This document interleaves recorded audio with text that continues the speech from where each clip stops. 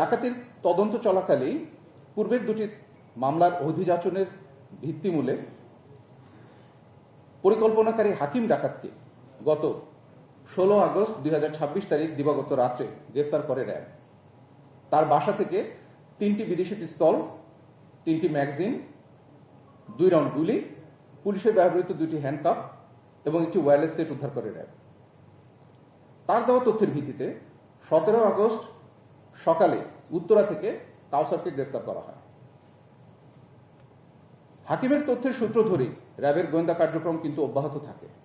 অবশেষে 18 আগস্ট 2026 তারিখে দিবাগত রাতে রাঙামাটির কাপ্তাই এলাকা থেকে র্যাবের একটি বিশেষ আভিযানিক দল ডাকাত জলিলকে গ্রেফতার করতে সক্ষম হয়। গ্রেফতারকৃত জলিলের দেওয়া তথ্যের ভিত্তিতে আশুলিয়ার চারবাগ মধ্যপাড়া এলাকায় অভিযান পরিচালনা করা হয়। উক্ত স্থান হতে জলিলের কাছে থাকা 53 লক্ষ টাকার মধ্যে 48 লক্ষ টাকা উদ্ধার করা হয়।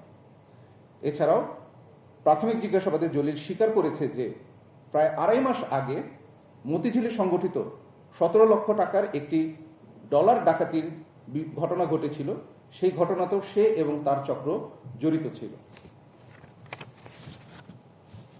একটি ক্লুলেস অবস্থা থেকে শুরু করে পরিকল্পনাকারী ও বাস্তবায়নকারীকে অস্ত্রসহ গ্রেফতারের মাধ্যমে এই 48 লক্ষ টাকা উদ্ধার এটি র্যাবের একটি বড় সাফল্য বলে আমরা মনে করছি। চক্রের অন্যান্য পলাতক সদস্য এবং অবশিষ্ট টাকা উদ্ধারে র্যাবের অভিযান অব্যাহত থাকবে। এখন প্রিয় সাংবাদিকবৃন্দ, আমি আপনাদের আরেকটি বিষয়ে দৃষ্টি আকর্ষণ করব। সেটা হচ্ছে রাজধানীর তুরাগ থানাধীন কামারপাড়া ফলের আড়তে প্রতিদিন লক্ষ লক্ষ টাকার ফল কেনা বেচা হয়। উক্ত আড়তে যারা ক্রয় বিক্রয় করেন তাদের সবাইকেই কিছু ভোগান্তির সম্মুখীন হতে হয়। প্রতিদিন সকালে সাধারণ ব্যবসায়ীরা ফল বিক্রয় করে গাড়িতে করে তুলে নিয়ে আড়ত হতে বের হওয়ার সময় আড়তে প্রবেশ এবং প্রস্থান মুখে সংঘবদ্ধভাবে অবস্থান করা প্রতিটি যানবাহন থেকে টাকা উত্তোলনের মাধ্যমে একটি দল সেখানে নিয়োজিত থাকে। উক্ত এলাকায় দীর্ঘদিন যাবৎ মুন্না শেখ, আসিফ ও আহাদ শেখ চাঁদা উত্তোলনের নেতৃত্ব দিয়ে আসছিল। উক্ত ফলের আড়তে কেউ চাঁদা দিতে অস্বীকৃতি জানালে তাদের ভ্যান, রিক্সা এবং কাভার্ড ভ্যান আটকে রাখা হতো।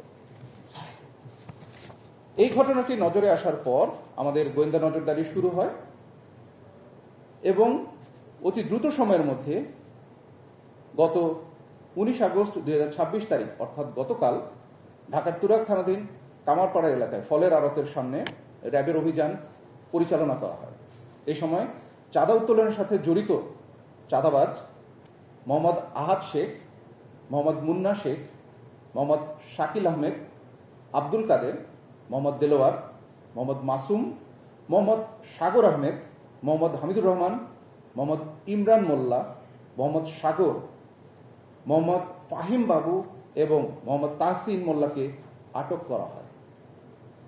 এ সময় তাদের নিকট হতে সর্বমোট 11,220 টাকা উদ্ধার করা হয়। আসছে আমাদের সর্বশেষ বিষয়, সেটি হচ্ছে আপনারা জেনে অত্যন্ত আনন্দিত হবেন যে গত 1 মাসে র্যাব ফোর্সেস দেশের বিভিন্ন স্থানে অভিযান পরিচালনা করে 104টি অস্ত্র উদ্ধার করে এবং এই সংক্রান্তে 60 জন অভিযুক্তকে গ্রেফতার করে। উদ্ধারকৃত অস্ত্রের মধ্যে 65টি বিদেশি আগ্নেয়াস্ত্র এবং 39টি দেশি